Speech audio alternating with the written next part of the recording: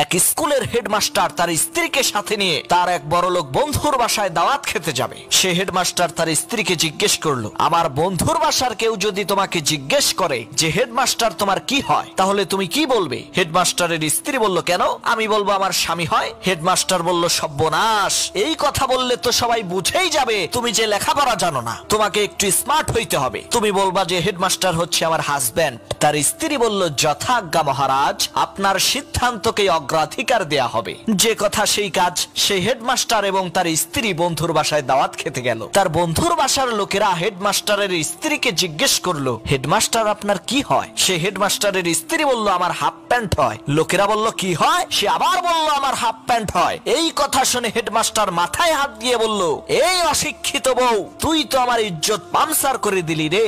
ভিডিওটি ভালো লাগলে লাইক করুন এবং আমাদের অনুপ্রাণিত করুন এবং এরকম আরো ইসলামিক ভিডিও পেতে